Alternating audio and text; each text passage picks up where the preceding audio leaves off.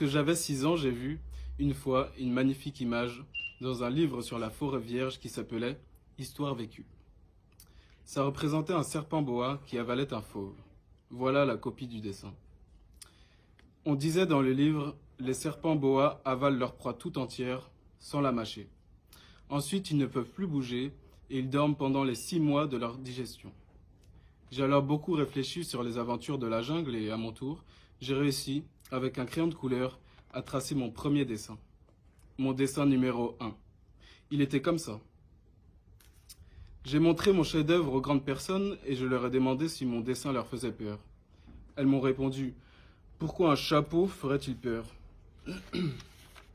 Mon dessin ne représentait pas un chapeau, il représentait un serpent boa qui digérait un éléphant. J'ai alors dessiné l'intérieur du serpent boa afin que les grandes personnes puissent comprendre. Elles ont toujours besoin d'explications. Mon dessin numéro 2 était comme ça.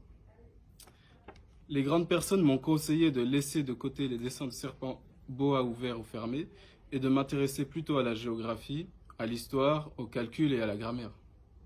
C'est ainsi que j'ai abandonné, à l'âge de 6 ans, une magnifique carrière de peintre. J'avais été découragé par l'insuccès de mon dessin numéro 1 et de mon dessin numéro 2. Les grandes personnes ne comprennent jamais rien toutes seules et c'est fatigant pour les enfants de toujours et toujours leur donner des explications. J'ai donc dû choisir un autre métier et j'ai appris à piloter des avions. J'ai volé un peu partout dans le monde et la géographie, c'est exact, m'a beaucoup servi. Je savais reconnaître du premier coup d'œil la Chine de l'Arizona.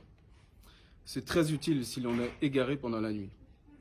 J'ai ainsi eu, au cours de ma vie, des tas de contacts avec des tas de gens sérieux. J'ai beaucoup vécu chez les grandes personnes. Je les ai vus de très près. Ça n'a pas trop amélioré mon opinion.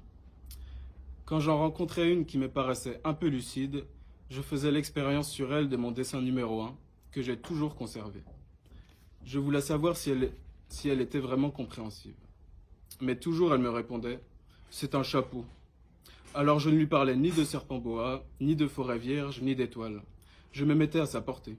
Je lui parlais de bridge, de golf, de politique et de cravate. Et la grande personne était bien contente de connaître un homme aussi raisonnable.